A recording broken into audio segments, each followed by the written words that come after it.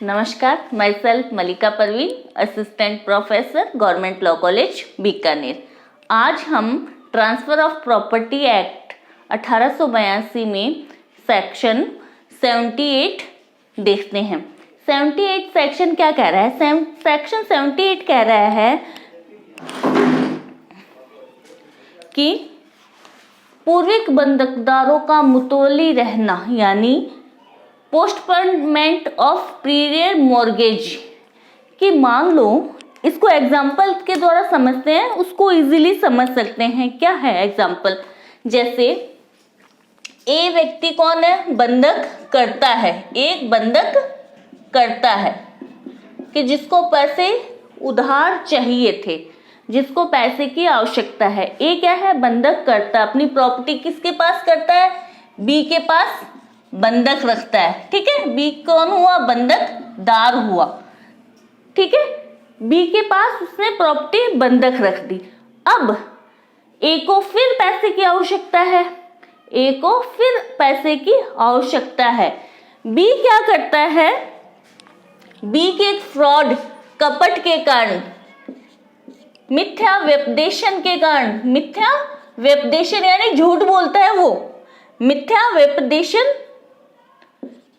के कारण या उसकी नेग्लिजेंसी के कारण बी क्या करता है? या तो फ्रॉड करता है, या मिस रिप्रेजेंटेशन करता है, या क्या करता है? नेग्लिजेंसी करता है, जिसके कारण ए उसी प्रॉपर्टी को क्या करता है? सी के पास फिर क्या है? बंधक कर देता है। सी के पास फिर बंधक कर देता है। तो सी कौन हो गया?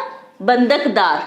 लेकिन जब पैसे का भुगतान किया जाएगा, मान लो ए ने पहले 5 लाख रुपए, ए को पैसे उधार चाहिए थे और उसने क्या है? बी से 5 लाख रुपए उधार ले लिए, प्रॉपर्टी बंधक रख के बी से 5 लाख उधार ले लिए। 5 लाख उधार ले लिए, लेकिन बी क्या करता है? फिर भी चुप रहता है। उसे पता है कि ए को पैसे की और आवश्यकता है, ए को पैसे की आवश्यकता है। फिर ए क्या करता है? उसी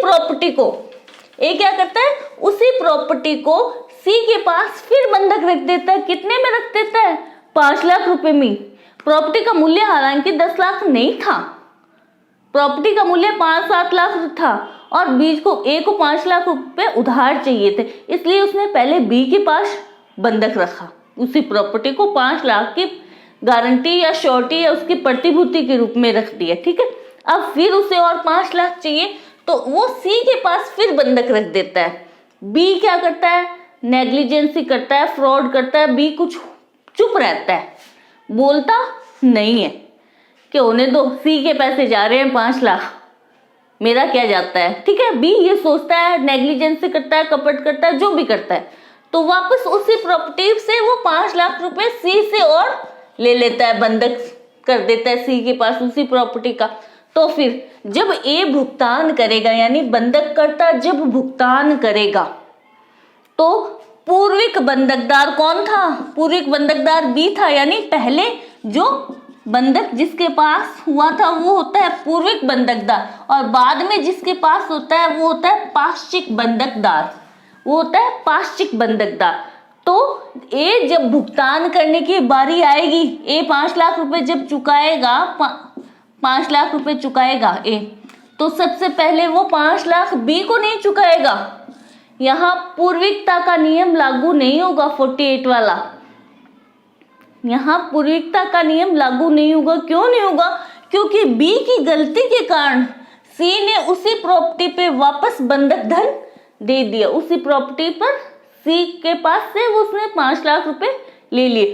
तब जब ए 5 लाख रुपए का भुगतान करेगा या उस पर ब्याज चुकाएगा, तो सबसे पहले वो सी को चुकाएगा, उसके बाद में बी की बारी आएगी, क्योंकि बी की गलती के कारण सी ने उसी प्रॉपर्टी पर ए को फिर से 5 लाख रुपए बंधक धन दे दिया, ठीक है, बंधक धन दे दिया। ठीक है, तो पूर्विक बंधकदार का मुतवली रहना, यानी पूर्विक बंधकदार तब तक मुतवली रहेगा, इसका भुगतान, बी का भुगतान ए तब तक नहीं करेगा जब तक कि सी का संपूर्ण भुगतान राशि का नहीं हो जाता।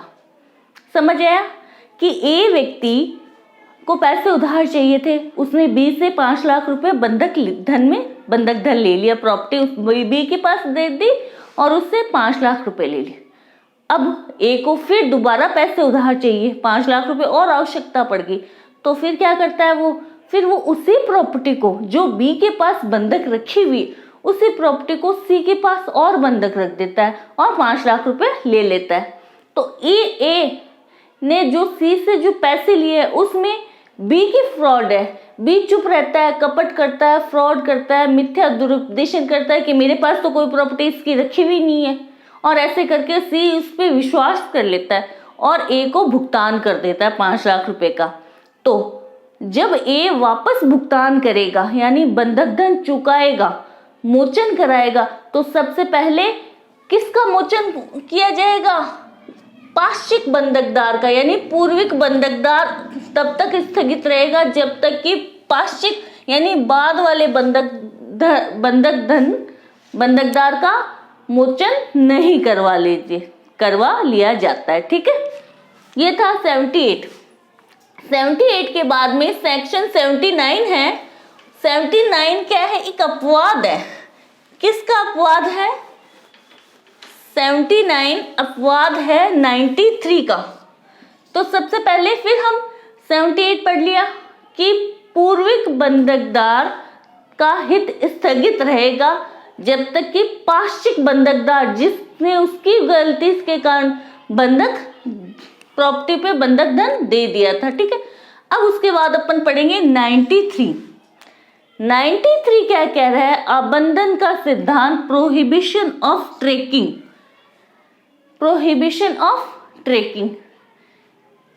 इसमें क्या होता है? जैसे ए है, ए कौन है? बंधक करता है, ए बंधक करता है। उसने फिर बी के पास बंधक दिया, बंधक करी अपनी प्रॉपर्टी, फिर कर दी सी के पास बंधक, फिर कर दी डी के पास बंधक, यानी 2 या 3 व्यक्तियों को उसने अपनी प्रॉपर्टी बंधक कर दी। ए के पास कितने में की? सॉरी, बी के पास ए ने बी से कितने रुपए लिए? 1000 रुपए लिए। ठीक है, 1000 रुपए में अपनी प्रॉपर्टी बी के पास बंधक रख दी। फिर उसे और पैसे चाहिए ए को, फिर उसने उसी प्रॉपर्टी को 500 रुपए में सी के पास बंधक कर दिया।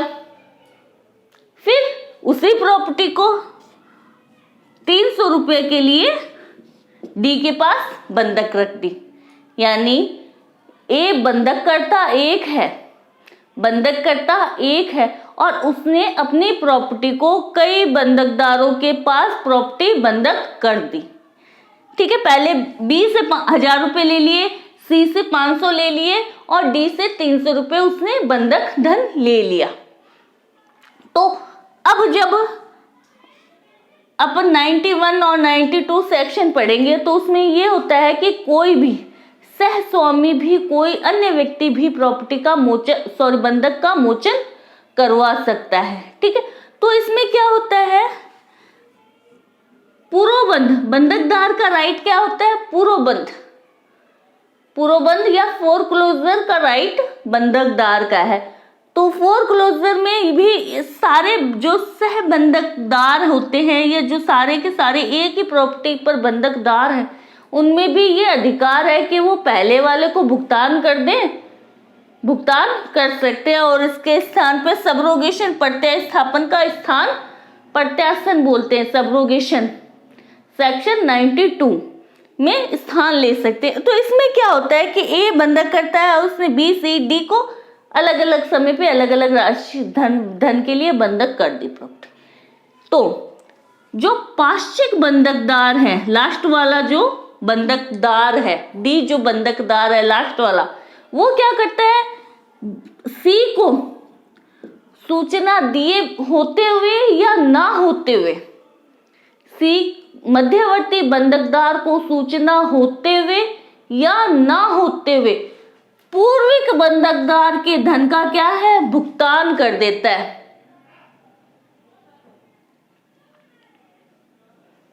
समझ आया? पूर्विक बंधकदार के धन को भुगतान कर देता है।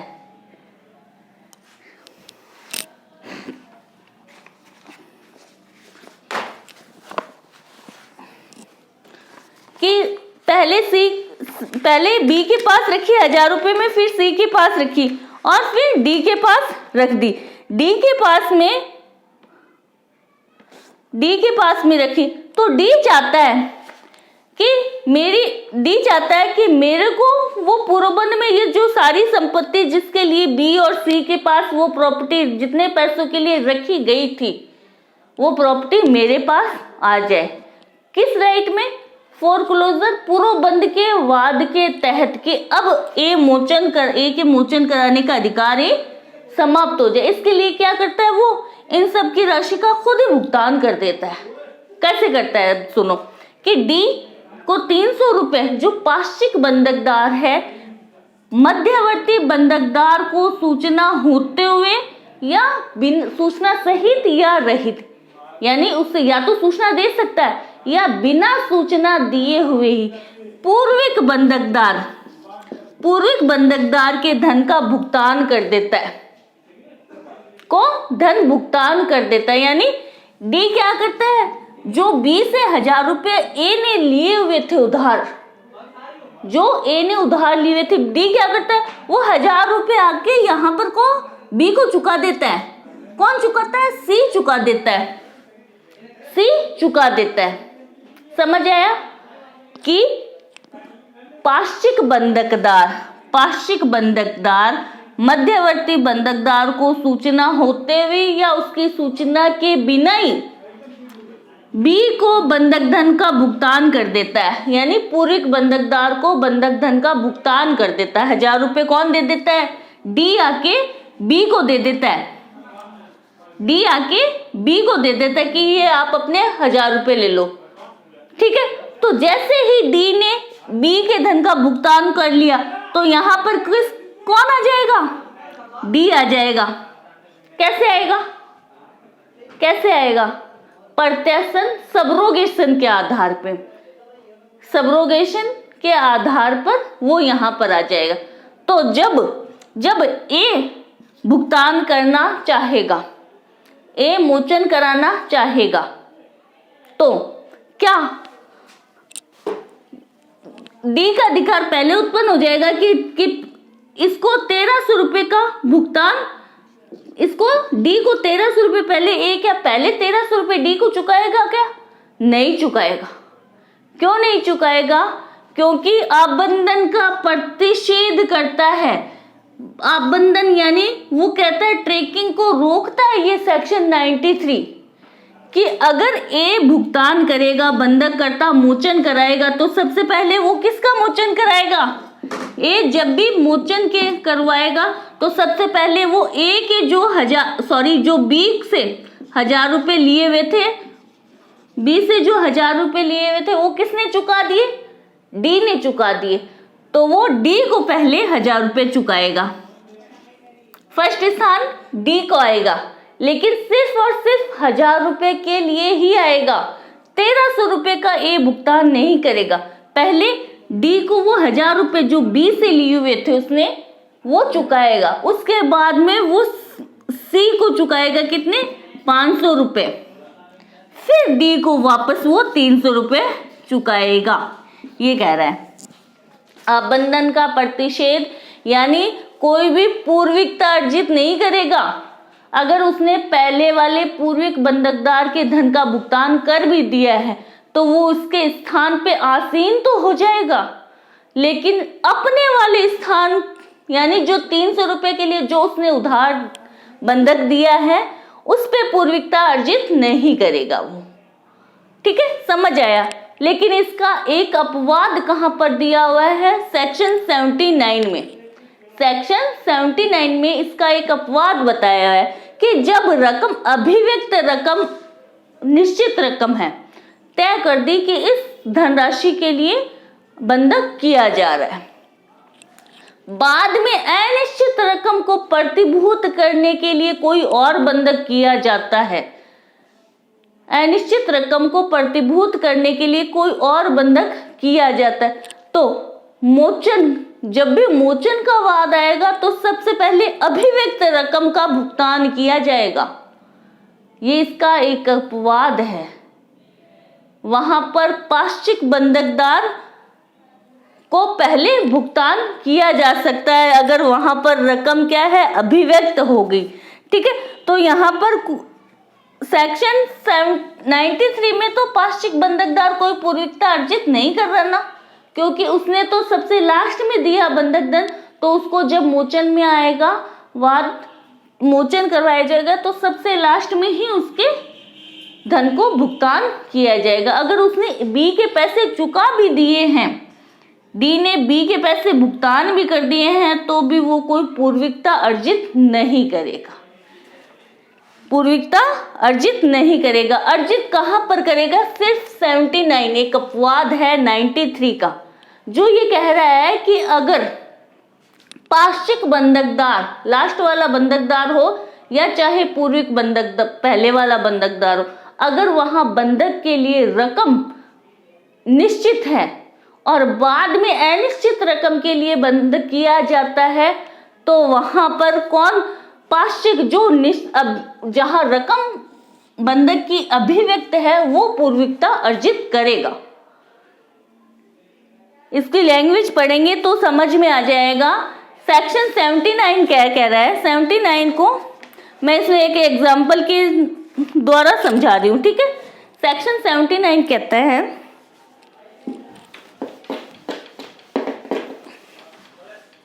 ये यहां पर पढ़ा रहने दो इसको समझने के लिए,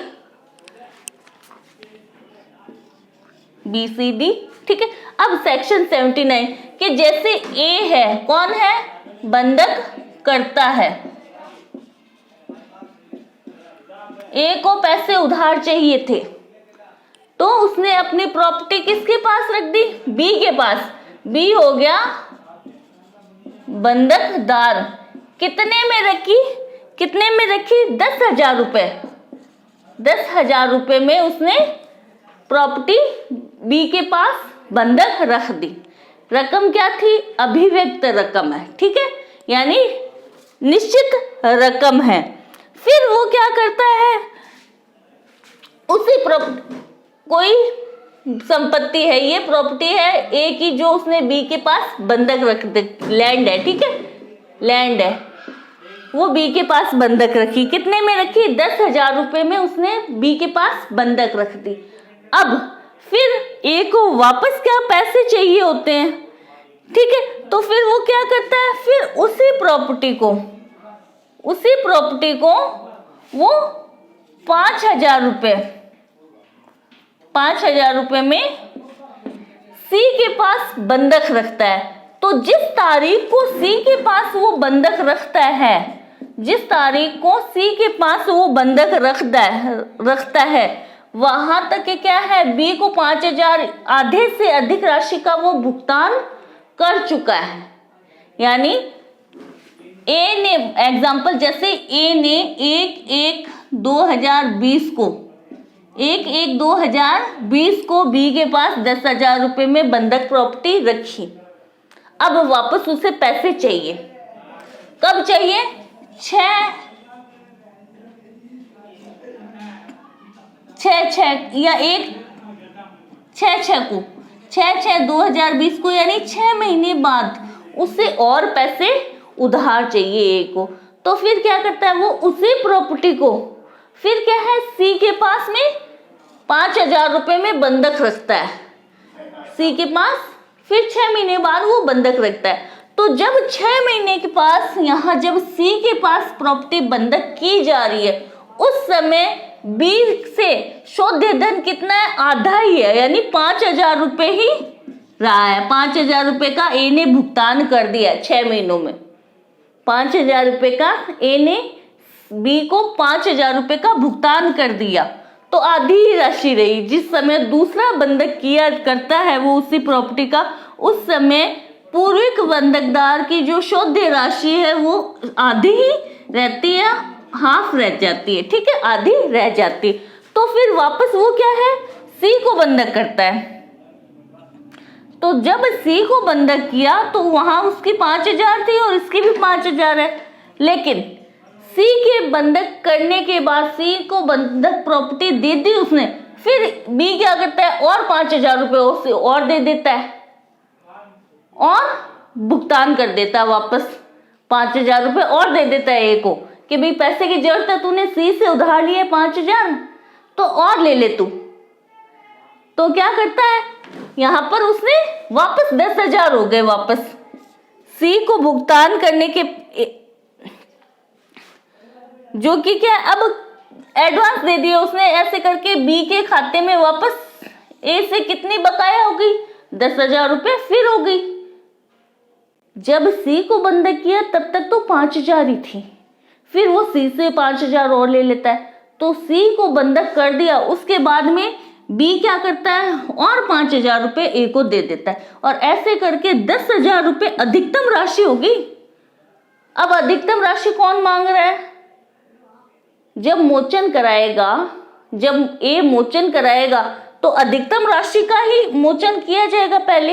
यानी जब मोचन कराएगा तो सबसे पहले बी से वो मोचन कराएगा, पूर्विकता 10,000 रुपये पर ही दी जाएगी, ठीक है। 5,000 रुपये वो बाद में चुकाएगा।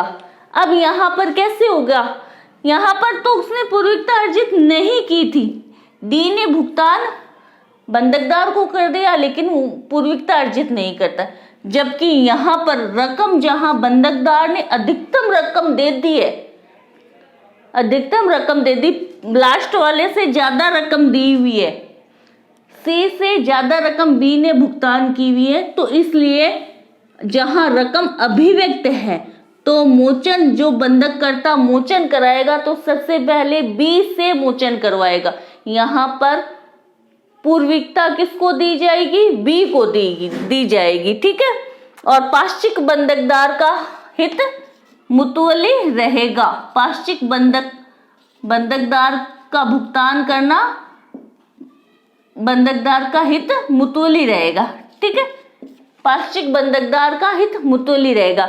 यहाँ पर पाश्चिक का मुतुअली रह रहा है 79 में, और यहाँ पर पूर्विक बंधकदार का हित मुतुअली रह रहा है, स्थगित रह रहा है, एडजेंट पोस्टपोन रह रहा है। समझ आया। 78 तो क्या कह रहा है कि पूर्विक बंधकदार का हित मुतुअली रह रहा है, जबकि सेक्शन 79 कह रहा है कि जब पूर्विक बंधकदार द्वारा दी गई रकम अधिकतम है, यानी बी ने क्या है, बी ने 10,000 रुपये दे दिए बंधक धन के रूप में, और बाद में जो पाश्चिक बंधकदार आ रहा है उसकी द्वारा दी गई राशि क्या है, अनिश्चित है, कम है, अभी निश्चित नहीं है, अनिश्चित रकम है। तो वहां पर पाश्चिक बंधकदार यानी बाद वाले बंधकदार के हित क्या रहेंगे, मुतवली रहेंगे, स्थगित रहेंगे। 79 किसका अपवाद है, सेक्शन 93 जो कह रहा है प्रोहिबिशन ऑफ ट्रेकिंग, आबंधन का प्रतिषेध। 93 वाले को ध्यान से समझना है अपने को कि जहां कोई व्यक्ति अपनी प्रॉपर्टी को 2 या 3 व्यक्तियों के पास बंधक कर देता है, और लास्ट वाला जो बंधकदार है यानी पाश्चिक बंधकदार मध्यवर्ती बंधकदार को सूचना होते हुए या ना होते हुए पूर्विक बंधकदार को भुगतान कर देता है, तो वो उसके स्थान पे तो आसीन हो जाता है। सिर्फ जब ए भुगतान करेगा तो ए सबसे पहले बी को कितना धन देगा, सिर्फ 1,000 रुपये ही भुगतान करेगा, फिर वो 500 रुपये सी को भुगतान करेगा, फिर वो डी को 300 रुपये भुगतान करेगा। यहाँ पर पूर्विकता अर्जित नहीं हो रही है उसको, पाश्चिक बंधकदार है उसको पूर्विकता अर्जित नहीं हो रही है, और जबकि यहाँ पूर्विक बंधकदार का हित स्थगित रहता है, मुतवली रहता है या उसको पोस्टपोन रहता है। समझ आ गया। ये था 78, 79 और 93। आगे का नेक्स्ट वीडियो में देखते हैं अपन। Thank you so much.